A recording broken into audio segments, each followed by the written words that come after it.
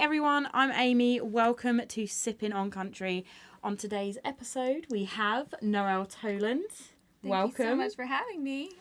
So you are an independent artist here in Nashville. Mm-hmm. Tell us a little bit about yourself, kind of how you ended up here, what your journey has been up to this point. Yeah, I'm a country singer-songwriter. I'm originally from Oregon, a small town called North Plains, and I always had aspirations of pursuing country music, singing and writing country music. And I moved to Nashville in December of 2020, and it's been amazing. I love this town and have just really loved meeting all of my fellow artists, and the creative community here is just amazing, and I'm very grateful to be here and to be here with you. I'm glad you could make it.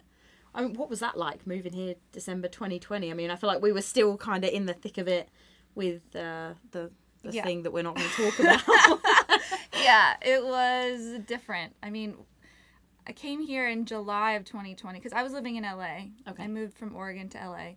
I went to college there, and LA, it was a wild place, and it changed, and I still love Los Angeles, but I felt like I was hitting a wall with pursuing country music in LA, and in hindsight, it makes sense. Because, right. Like, if you want to do country music, you got to be in Nashville.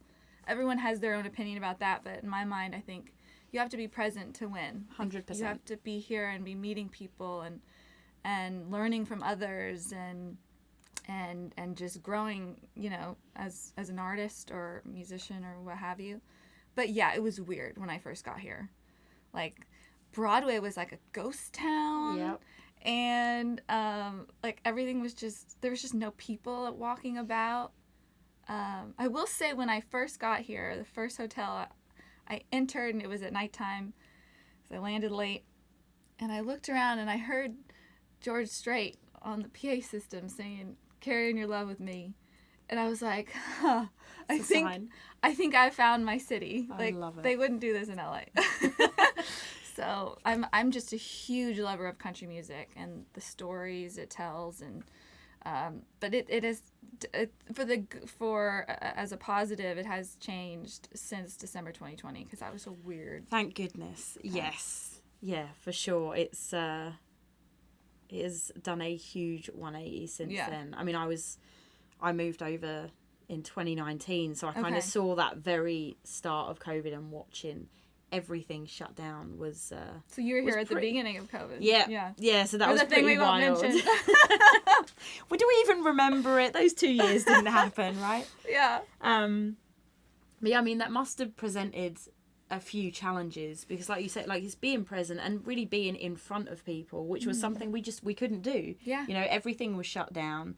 There's a limit as to how strong a connection you can make when you are talking to people via email or on a video call, which is not the same. Yeah, you're just there and you're kind of connecting. And one thing I was thinking about, I would like to go back in time 20 or 30 years and be like, okay, y'all are gonna be doing business, but like, you're gonna be staring at a screen. Right. Like, that's how you're gonna be connecting to people.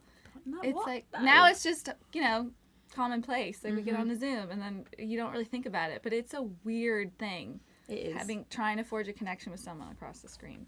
But it is what it is. So when you decided to move, did you already have connections here that you were able to kind of jump into, or? Yeah, it's a good question. No. Just leap of faith. I knew one or two people, but I hadn't met them. They were through friends. So no, I moved here not knowing a soul. And when I got here, because everything was shut down, I was like, okay, what's my game plan for how I'm gonna navigate this town? And for me, I made a decision to really focus and hone in on the songwriting, because I wanted to develop those skills and come across as an artist, maybe a little bit more professional or something, so I could put out music instead of really playing shows out, and because also there weren't that many opportunities. But I just made the decision when I moved here. I said, okay, I have to figure out how to write good songs, because I've always written, and I've always written songs here and there, but they were terrible, and I didn't know what I was doing, and I needed, and it's a skill. Right. You can learn how to do it. 100%. And there is some, it's an ethereal process and a mystical process as well, because there is, sometimes it's kind of feels like magic making, because you're putting words to music, and how does that happen? And so I just got all the songwriting books I could get my hands on, Tunesmith I love, by Jimmy Webb, and I just sat and would listen to all the great songs and all the great songwriters, and just tried to absorb it and learn and understand why does a song work? Why does this move me? And actually, I just did a songwriting workshop with Gretchen Peters. Oh, very cool. Last week, who I'm obsessed with her. She wrote On a Bus to St. Cloud, Independence Day, among many others, The Secret to Life, Faith Hill.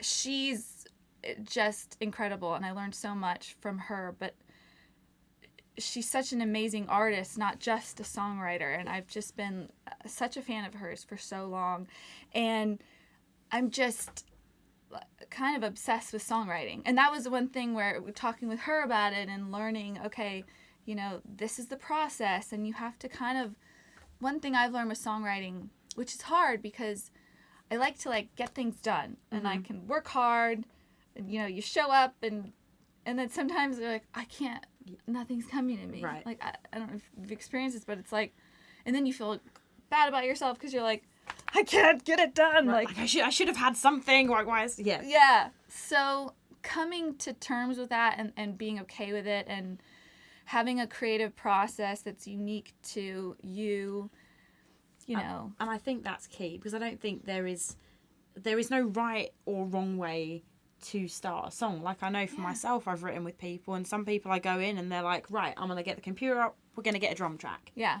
And then we write off a drum track. Mm-hmm. But then I've got other people that are like, well, actually I had this line. I don't really have a melody, but I really like... So there is no right or wrong. So it's very unique to everyone. And then even more so when you turn up in a room with a bunch of other songwriters that also have their own way of doing things, and learning how to work with that. So how soon, from focusing on that songwriting stuff, how soon was it until you were actually able to get in a room with people, and be able to co-writing? Yes, yeah. I co-wrote my first EP with my producer. We had 3 original songs, and then we did a cover of Poor Man's Roses, which was Patsy Cline's song. And those, a lot of the songwriting came, some of the songs started in LA when I was there. So, for instance, the song Sun Will Rise, I started writing during quarantine, and I was feeling very lost and sad and hopeless and searching for some semblance that things would be okay. And at the time, this image of the sun and the moon trading places gave me a sense of hope. So I started playing around with that imagery, and then I completed the song with my producer in Nashville. And then another song, Limbo, on the EP. That was an interesting one, talking about the process of songwriting. That had a different title. I think it was called Satisfaction or something. But it was about a girl taking her power back and being like, listen, I don't have time for this. You're telling me this thing. What, are we in or are we out? And it was kind of that thing. And then I started with the name Joe.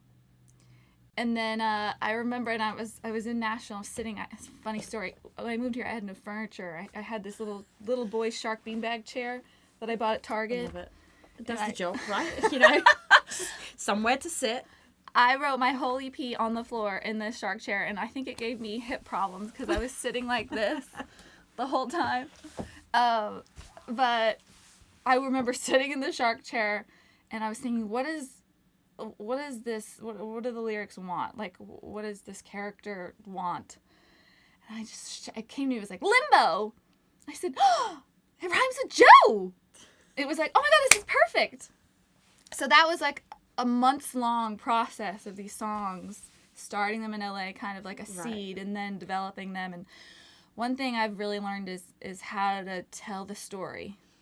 It's great when those ideas come to you, you get a melody or a line, you're like, okay, let's flesh it out. And sometimes you gotta just take your time and let the muse come to you. I feel like sometimes you'll sit down and like you'll have a whole song come out, and then other times it's definitely knowing. I mean, like you were saying, like if you don't get anything, knowing that it just happens. But the same with when you just get part of a song, taking that step back and then coming back to it. So you moved here not knowing anyone, having no connections, in the middle of COVID. Yeah, exactly. Who was the first person you met that you felt like really kind of helped started to guide you in the right direction? Oh, that's a great question. Angel Cropper. She was my first friend when I moved here.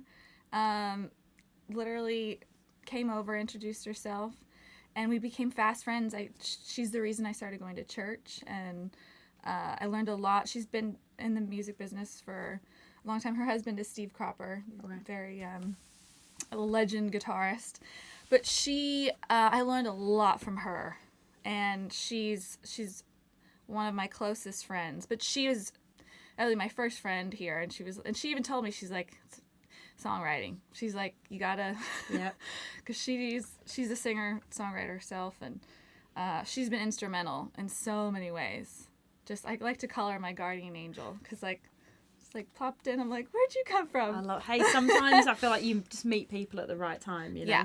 Yeah. And I mean, it's true though. You really do have to be right in here to get out and be. I mean, you know, you can go down Broadway, you can get a band, you can do the whole cover thing. Mm-hmm. But I feel like meeting the people that are going to give you a lot of those connections into the industry. It's getting out to songwriters' nights and being able to play there, meet other songwriters who, you know, there are a lot of people here that they are writing.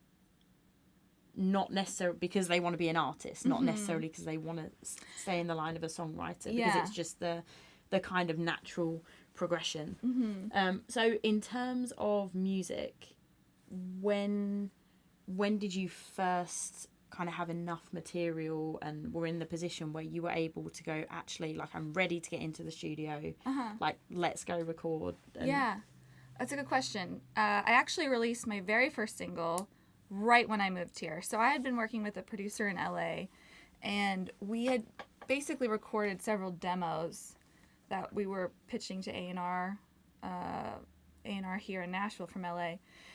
There was one song that was a piano ballad. It was a piano vocal, one take vocal, nothing done to my voice, and it was being used for A&R purposes. So they wanted to show it was mainly highlighting my voice. Right. But when I was moving here, I really felt I wanted to have something streaming, something out there where when I meet someone, they can just listen to something of mine right then. Not that, let me send you a demo, let me see. So I just wanted to be as professional as possible. So, but in the back of my mind, I was like, gosh, they're all like demos. Like, I don't know if I can release any of these. And they're like half-written songs, kind of. But I remember I was still in LA, and I was on my elliptical, and I don't know, sometimes when I move, like, my brain works better. Hey, we all have everyone has their ways. Yeah. And I listened to the song while I was working out. The song's called Prove Your Value. It's a piano vocal in my voice. Piano and vocal.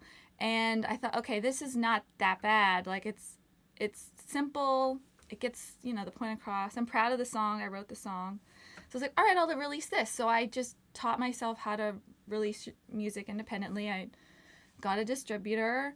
I registered it. Like, I registered with BMI. I was like, okay, I'm official. This is awesome. And then, just for anyone listening that may not know, like, that whole process. Yeah. So BMI is a publishing company. So what do they provide for you as an artist? Like, by signing up with them, what do you kind of get back from that? Yeah, I guess I'm not very well versed in publishing. I kind of just don't really know what I'm doing at all. But I'm constantly learning. But they're a performing rights organization, so they protect your music as a member and keep track of where it gets played, and that's how you would earn, I think, money. Right. When the time comes. Yeah. 2 cents, 5 cents from 1,000 streams. Yeah, I know. It's crazy how the business is right now. But yeah, I'm a proud BMI member. They also provide, they have an office here in Nashville, and they provide space for writing there. I've written in one of their offices, and they're very helpful. Like if you're with them, or if you're with, I'm sure it's the same with another PRO, but they're supportive of songwriters, which we all need lots of support. So I know, and I feel like I've mentioned this in a few episodes at this point, it's just that Nashville as a whole, I really can't speak for LA, I can't speak for New York, because I haven't been hugely involved in that. I can speak for the UK scene, but I feel like Nashville industry professionals as a whole are just incredibly supportive of the people coming in and starting from the bottom, you know. And I mean, this is kind of a whole part of the podcast, is that you're here, you've been in Nashville for 2 years, three, because I don't know what year we're in. 3 years. Still feels like we're like 2018 for me. So. It's still 2019, isn't it? What do we? And you know, they say Nashville is a 10-year town, and a lot of people, you know, you see all of these artists coming out of Nashville. What you don't see is everything it took to get there in the first place. You know, that move, like taking that leap of faith to just go, well, actually, I have a producer in LA, I have people I'm working with, but... Yeah. And I think with Nashville being like it is, and with people willing to just kind of open their arms, and even these companies and the publishing companies, like there's a lot of support for up and coming artists, which is something I love about this town, and that people everyone kind of takes everyone under their wing. There's not a hierarchy. You know. Yeah, I so agree with that, and that's probably the number one thing I love about this town is people are so supportive and kind to each other. And from my experience, I've just experienced so many positive things about this town. And it is a leap of faith. I did take a leap of faith moving here. I also really wanted to do country music, and like, this is the place to do it. And when I moved here, like I said, I was focusing on the songwriting, but shortly after I was like, okay, so within 3 months I was recording. And just trying to learn how songs work, like, you know, what makes a melody stick in your head for days. You know, and another thing, I needed to get better at guitar, because I was a singer first and foremost, and have been singing since I was 4 years old, and was in choir my entire life, in vocal ensembles, and you know, so I knew, you know, to the extent of music theory, it was more limited to my voice and how my voice works.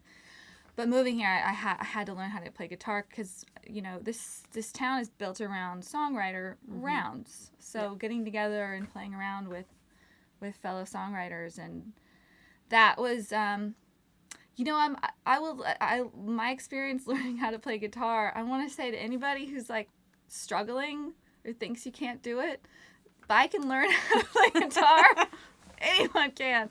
I was so frustrated with the beginning stages of figuring out chords. I'm like, oh, I'm never gonna get, because my first guitar, I was like 5 years old. I got it at Goodwill.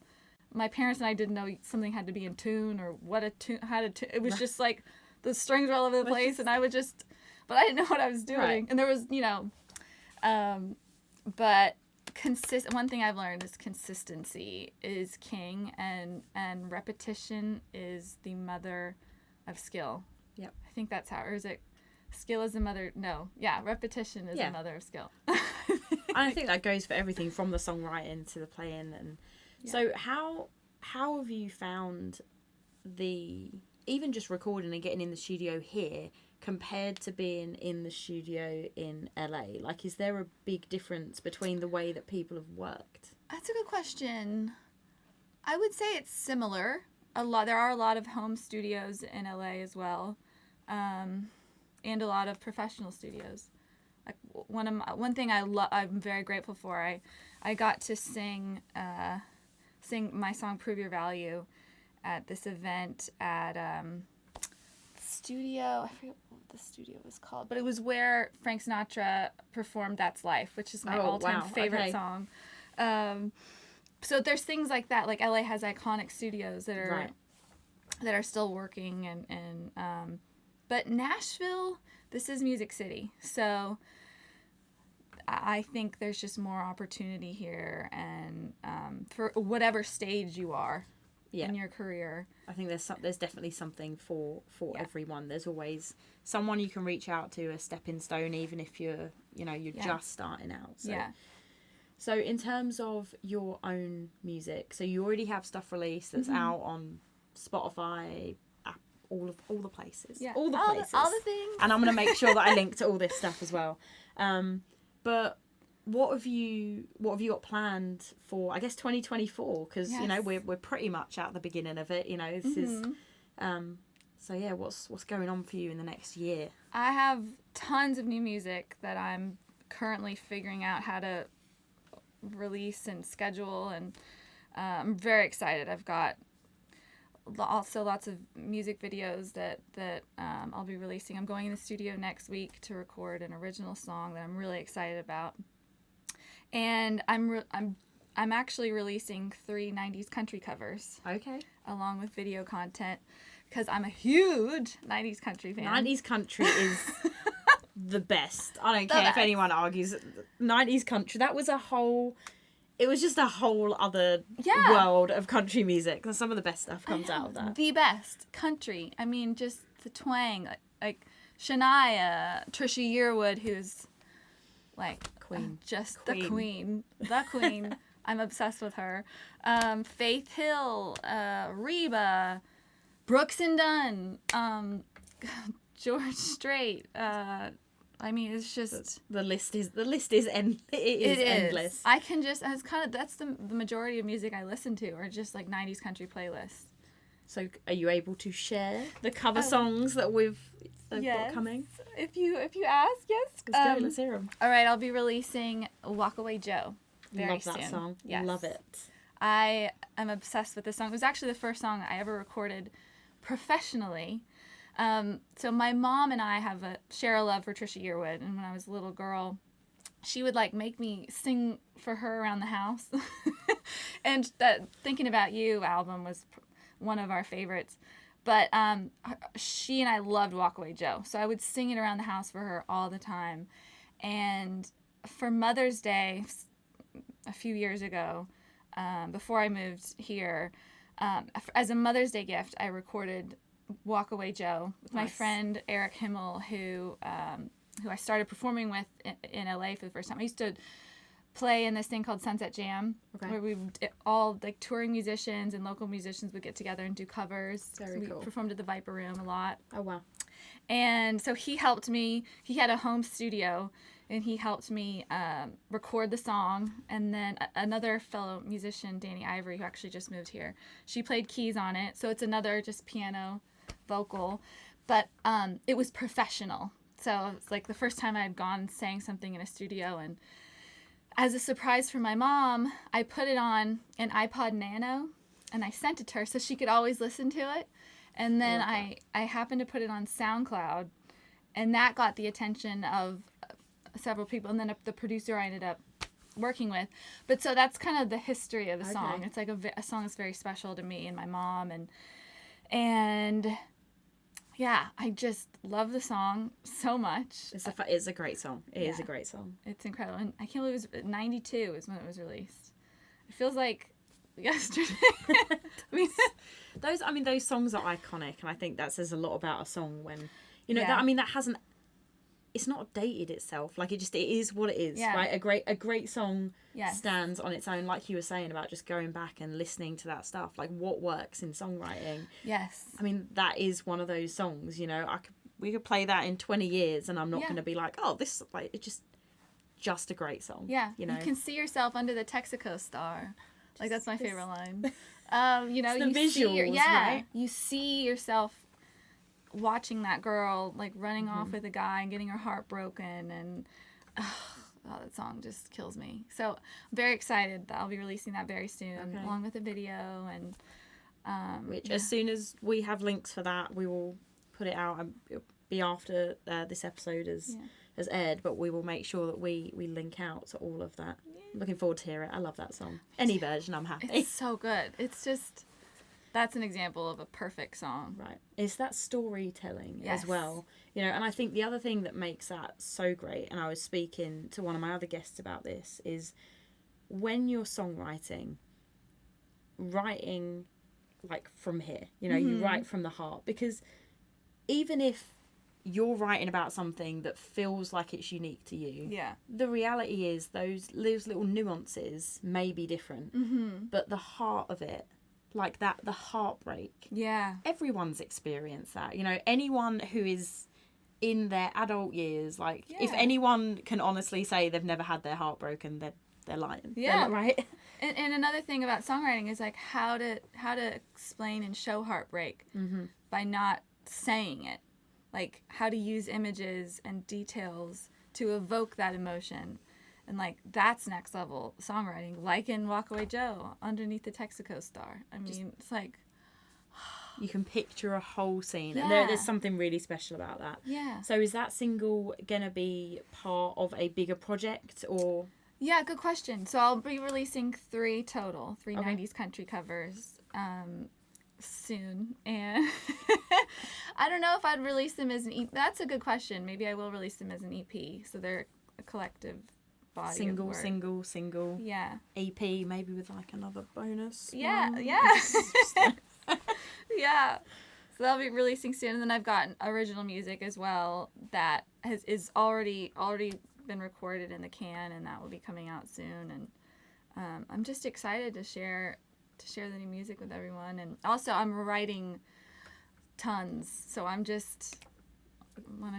be a little creative machine. So how do you feel with when it comes time to pick songs that you're going to record for your own record? Do you feel comfortable going, okay, well, I wrote these songs, but actually, like, I heard this writer play the other night and I love this song. Like, are you open to cutting other people's songs that you maybe haven't had a hand in? Because I know that sometimes people love to just kind of stick with their own personal songs, which makes sense because it kind of hits a little harder. But I just wondered kind of where you stood on that. That's a great question. Yeah. Great song's a great song. Yeah, I would love to be open to that if that opportunity were to arise. I just love great songs, and at the heart, singers are storytellers. So, you know, that's my job. How do I evoke emotion through singing and through telling the story of a great writer? And so, yeah, definitely I'd be open to that. So are you, as an artist, where do you kind of see yourself sitting? Are you more of that Trisha Yearwood? Are you more of the Shania, let's go party? Like, where, if you could see yourself like heading in kind of in that direction, what do you want to be? Well, to be in either of those women's company would be a miracle, godsend. I respect them both so much. I'm such a huge fan of Trisha and Shania. But that's a good question. I do see myself, I kind of like in a lane with them both. I just love both of them so much. I like to say my songs, and especially the ones that I've written, there's a good balance between really sad songs and heartbreak songs and then really fun drinking songs. Like, we all need those ones. Yeah. Need them. We all need a fun drinking song. So I like to have a balance of having fun and getting the crowd going, and and then also singing great songs that can just tear your heart open. I would say it's a kind of a mix between both. Okay. And what have you found personally have been maybe, I guess, your biggest struggles kind of as an independent artist? What have you run into where you're like, actually, if I had a label, maybe this would be easier, or kind of all those hurdles? Again, the stuff that people don't see. You see the signed artists. You don't see all the struggles that come behind that. Yeah, there are a lot of struggles as an independent artist. On a positive note, you have more control, which is great. But with the label, you do have more exposure, access to things you otherwise wouldn't have as an independent artist. They help out, and with publicity, with booking shows, getting you on tours, with certain acts, and there's so many things that are great that come with a label. And then I know what it's like to hustle, and because I don't know, I feel like I'm doing everything myself, and I'm like learning as I go, like I need this for that or what have you, and so it's it's an interesting time right now. It's different than right, and I think for artists nowadays, especially with social media, there was a time where the artist could be the artist. Yes. You don't get to be just the artist anymore. You have to be looking at every side. You can't have a manager jump onto TikTok for you and go, hey, this, like, no one wants to see that. They want to see you. And so that's, rather than spending your time maybe working on something else, you're putting up little clips. And in addition, I mean, even, the bigger artists, I saw a video that someone posted on Facebook the other day from Luke Combs, like sitting and playing a new song in his living room. Yeah. I saw that too. Was that with the dog in the background? Sitting there.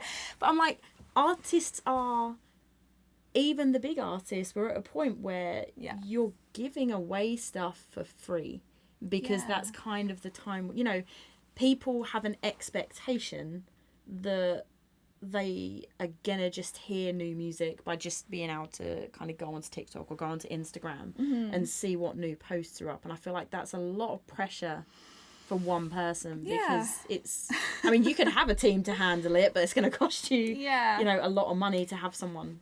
Yeah, and also with a team, I think the audience kind of knows if it's not authentic to you as an artist. And they're all different mediums. TikTok versus YouTube versus Facebook, Instagram. So you kind of have to approach each differently and with that mindset of knowing they're all different mediums. And changing all the time. All the time. The expectations. Yeah, like now TikTok is really pushing photos. I was like, oh, this is interesting. And then Instagram, every time I don't know if you've noticed this, every time I go to post something, it automatically takes me to a reel. I'm like, no, I want to do a post or a story. So they want you to be doing more video content, which is so different from a few years ago, right? Where it was mainly just photos. So it's always evolving, constantly changing, and with my attitude is just to really have fun with it as much as I can, because in a way it's an opportunity to engage with people and connect with potential fans or just people who otherwise you wouldn't meet. And it's right. If you have, I've talked with a lot of artists about it and a lot of people in the industry, and it's like, if you do have a negative, kind of frustrated a relationship with social media, it's not going to be, unfortunately, a good thing. But if you kind of just try to have fun with it and see the positive side of it, then hopefully you'll get something out of it. I'm still learning as I go. Right. I mean, it's constantly changing. Yeah, and I feel like everything, not just social media, but just the industry as a whole, hugely in part, I think, because of social media. But it's like, something that is great to do one day, all of a sudden the next day it's like, well, why are we doing this? Yeah. So I mean, it makes it really hard to navigate. I think not just for artists, but management and labels, they must have people constantly on it, like, what do we need to do? But like you say, focusing on the positives, I mean, you can go post a video up and reach people in Australia that you're never going to meet. You're never people in the most rural parts, if they have an internet connection, they have you. And I feel like it's kind of exciting in a way, and it opens up a whole other avenue for independent artists. You don't need a ton of money necessarily to push your music out there, because it's just there, right? And a lot of times people do spend a lot of money on content for TikTok, and it doesn't perform as well as you taking your video, your phone, and just doing a selfie thing. You don't need expensive equipment. Everyone's got. It's democratized the business, which can scare some people, but You know, that's what I like about it. It's like it's in your hands. It's tangible. It's not something that's ethereal. Like I think the music business in particular used to be, how do you get a record deal? That was the big thing. How do you get, and you have to know someone, or you have to, and then it was just this kind of otherworldly, mysterious, like, you know, in Wizard of Oz, the guy behind the curtain, like no one really knew how it worked. But now, because of the democratization of social media and of streaming, all the positives and negatives to all of this, but it's just, you know, it's in your hands if you're an artist or songwriter. Right. Like, your success kind of depends on you. And if you blame other people for, like, oh, the algorithm hates me, it's like, for me, I'm like, oh, yeah, I kind of, sometimes I look at myself, I'm like, yeah, that's not that interesting. Like, like, I'm like, yeah, I don't know if I would like that video either. Like, you kind of have to take just a fun approach to it. Right. But it's in your hands, which is great. And perseverance, you know, is a huge thing. Like you say, people will make excuses and go, oh, well, this is the reason that I didn't get this, or this is the reason I didn't get that. But I mean, in actual fact, I mean, there's a ton of TikTok stars now that have now got, you know, deals with major labels in Nashville, just because, you know, they sat and they posted some videos, but they did it diligently, you know, and they crafted it. And it's how do you get that content to a point that's going to make people not go, oh, I'm flicking through, 2 seconds, now I'm done, I'm going to move on to the next. And that's probably the hardest part, because as great as it is to get stuff out, you're also sitting in all of this with, even just being in Nashville, you know, I feel like it's the best and worst place to be. You have all these contacts, but you're also fighting for a piece of this with, you know, thousands of people. Yeah, and I think it's, you said a good word, perseverance. I think it's a combination of perseverance, consistency, and self-awareness. Because that comes, you know, like I said, sometimes I look at my content and I'm critical. I'm like, okay, I'm not catching attention right away. I have to, something I can work on. Because a lot of times on my For You page, I'm like, within half a second, no, I don't want to watch that. I don't want an ad. I don't want an ad for skincare. For some reason, by the way, I don't know how your algorithm works. The TikTok algorithm thinks I'm like a middle-aged guy who has lots of cats. Well, now you've said that, that's what my TikTok... My phone's not that far away, so that's it. Like, I get my ads are for men's skincare, men's fashion tips, and which I love. Like, I love fashion and styling and stuff. But I found myself, I'm like, oh, that's a great idea. Like, there was this video I saw for contrast styling. I was like, oh, this is really interesting. And the guy had really great taste, and it was like, all right, so it was tips about how to style an outfit. And he was talking about contrast, how you make things stand out, like wear Converse but wear a really nice blazer, or vice versa, wear like, you know, super nice snakeskin boots and like a white t-shirt. I was like, oh, this is really interesting. And I like looked at the other videos like, oh, this is for like men. This is not, I mean, which you're, you know, gender fluid stuff, but yeah, I'm like, oh, this is, for some reason TikTok thinks that I'm not funny. Me. I mean, like, you only need to mention something once, right? And then your feed is full of it. Yeah, I know. That's funny. Oh, because they listen to you, right? Doesn't your phone listen Everything to you? listens. Everything listens. That's it. Oh, no. I'm like, at this point, TikTok knows more about me than I know about me. I've heard that. Like, the phone, I don't know.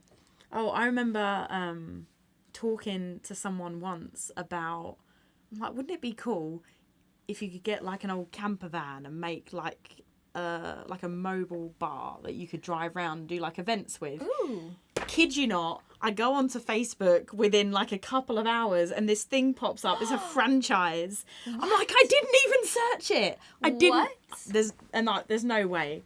I'm like, I did not write this down anywhere. That's crazy. It was just some words that came out of my mouth, and then there are those ads. I'm convinced it listens to you. It does.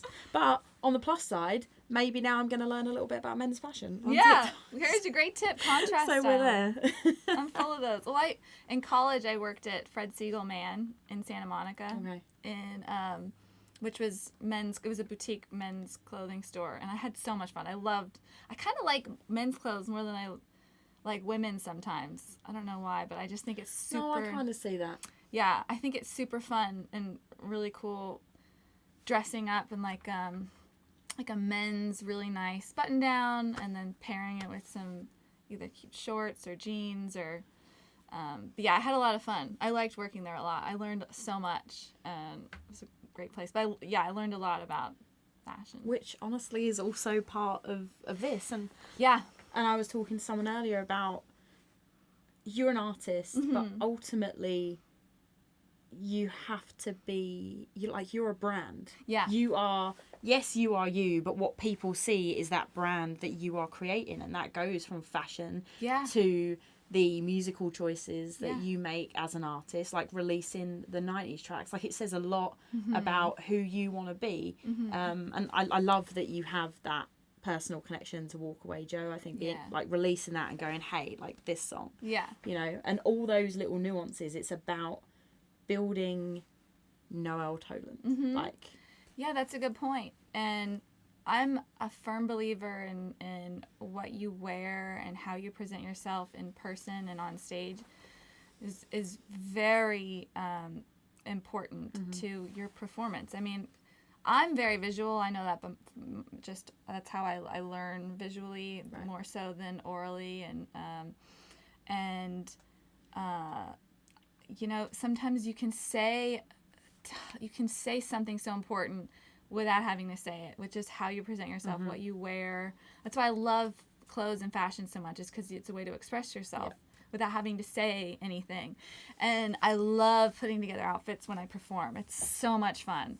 Like, and I love getting dressed up and looking and you know, trying to look pretty and doing my hair and, you know, wearing a really cute like poofy dress and doing my spray tan. So I'm like a little, I learned that the hard way. But yeah, that's such a part of it. And I love embracing that because it's, you know, music is not just an auditory medium. You see, you know, it's very visual as well. And the same with songwriting. Great songs, the listener sees the song happening. Yeah. You know? I think the fashion thing, I think, you know, you've made it when you can walk out in t-shirts and some old sweatpants like Vince Gill, right? Like that's it. When you don't have to worry, and you're still just as captivated, looking like you just rolled out of bed. I love Vince. I love you, Vince. I love his song "Don't Let Our Love Go Slipping Away." Oh my god, heaven. Like, there you go, another prime example of just like perfection in country songwriting. 90s again, see? Yeah. Oh, it's the best. 90s country. That's what. Can you just do an entire album of love 90s to. Inspired country? I would love. Let's manifest it. It's coming back, and I love that. Yeah. I love that people are really starting to like embrace that. Have you listened to Hardy and Morgan Wallen and Post Malone? They did, I think it's called Hicks Tape. They did a cover of John Deere Green, Pickup Man. I heard Pickup Man because it was on the CMAs, but it was. I've listened to it. I'm gonna have to go listen to John Deere so Green. It is the best. Like, it's just great. You should listen. It's who'd have thought Post Malone would I be know. walking over into country. He loves his country music. It works so well. Yeah, like scarily well. I know. I remember seeing comments like Post Malone's more country than like half the people. Yeah, he is. But I love those parts like, I never knew you were a pickup so man. Good. Like, oh my god. Speaking of, when we did karaoke last night, I was like, okay. Did you do it? No, I didn't. As soon as when we were done, I was like, no, this is why I don't do karaoke. I'm gonna get you to come out to the bar near me because you can actually hear yourself. The sound is great. We're doing it. But I almost did Pickup Man. I love that song. Joe Diffie. It is. He's a legend. R.I.P. Man. I know. Oh, can you believe the 90s was like 30 years ago? No. I won't believe it. That's a thing now. That the 90s is 30. Was it? I saw something the other day and it was like the difference between now and it was like now and like the 1993 is the same as the difference between 1993 and 1963. Oh my gosh. I can't. Wait, no. I can't even go there. Yeah. No, but you know, it's funny. This funny TikTok I saw is hysterical. This guy who's just taking a selfie and he goes, you know, I see all these 90s trends. It's cool to dress up like 90s, and you listen to 90s music, and, you know, you're everyone's a big fan of the 90s. Big fan of the 90s. He's like, yeah? Why don't you go wait for the bus? Not have a phone to look at. Why don't you go kick a ball around while you're waiting for your mom to pick you up from school? Like, why don't you go... It was hysterical. He's like, why don't you go do this? Wait for the bus. Wait for your mom to pick you up from school. Go, you know, stand around and, like, just look at the sky. Because you have no phone to look at. It wasn't that bad. I think the 90s were pretty great. You know, I had less worries in the 90s. Yeah. I actually saw a video the other day of this Australian guy doing a parody song about the 90s. Clearly that's a thing at the start of 2024. But it was all about that stuff, and like, oh, this is great, and like going to a payphone and doing a reverse call to get your parents to pick you up from town. Oh my god. I don't think I ever did that, but I can imagine. I remember I had a pager. Did you ever have a pager? I did have a pager. Mine was bright green and see-through with like... Man. What color was yours? Do you remember? Oh, I had my dad's old one. My dad worked tonight, so it was just like a grey, boring thing. It wasn't fancy. But I feel like my biggest 90s thing was my Tamagotchi. Oh. I never... My Tamagotchi... Wait, is that the Nano Baby? Tamagotchi's the original Nano Baby. I've never had one of those. Oh, they were great. I ended up on the radio with someone from the RSPCA, which is the UK equivalent of the ASPCA. Yeah. And I think I was like one of the only people in school, I guess, that had a Tamagotchi. So I ended up on the radio talking about how it was like teaching kids to look after pets, because you had to feed them, otherwise it would die. I was gonna say, wait, were they trying to make that an animal? Yeah, it was like, oh, this is great for like kids growing up. Yeah, man, cassettes. Did you ever have a Furby? I did have a Furby. Those are so weird. And then they brought out the ones that talk to themselves. Remember? They said they like communicated with each other. Now I'm older, I'm seeing that's probably not what happened. I remember my mom was like, will that thing ever stop talking? I'm like, no. And then you'll be sitting there, it'll be silent, and you'll just hear like... Yeah. There you go. This is your next song content. Furbies. Furbies. I could do a rap about Furbies. Oh my God, do it. I'm on board. I'm gonna be downloading it. Oh my gosh. Okay, so you've got your new music coming out this year. We can expect to hear a lot more of you. Yes. In terms of shows, are you planning on getting out and about, like around the US? To do some more shows like outside Nashville? I'm dying to. I'm trying to manifest a tour. I don't know how that's gonna happen because I don't know. Perseverance. Yeah, I don't know. I'm like, I will show up wherever with me and my guitar and maybe, you know, hopefully a band.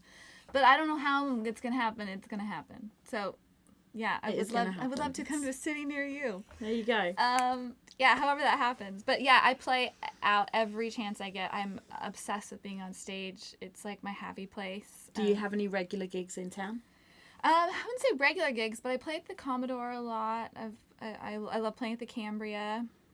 All the places. And you have, like, if you're playing out, you have all these dates up on your website? If you're playing? Yes. And, I'll be playing a lot this year. So good. Stay tuned. So I'm going to link to everything, like new music, whatever you got coming out, you send it, we'll get it posted out. Website. So if you want to go check, when you go check out that music, I'll have links in the description and you can see where she's playing. We'll have all the new music, Spotify links, Apple, whatever the links are. We're going to have all the links. And I have faith that you're going to do good. And I cannot wait for these 90s covers, really. That's going to be the highlight of my year, to be honest. Just bring me all the 90s music. You're too kind. Thank you so much for having me. Thank you so much for coming on. This has been so much fun. You're just a joy to talk to, and you're the best karaoke partner because you haul the weight when I can't hear myself. I didn't know what I was doing, man. We did. What was the song? Never wanted to be that girl. And couldn't hear each other. Couldn't hear ourselves. I heard some guy yell, "Terrible." No, wait, don't say that. Don't. Okay. She was.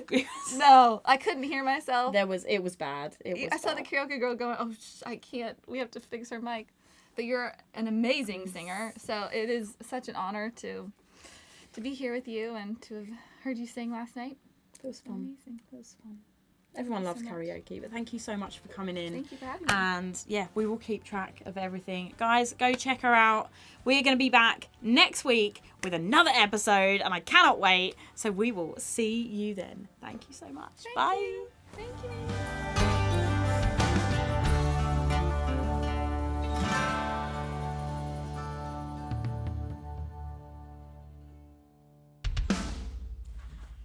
Recorded at 2300 Studios in Nashville, Tennessee.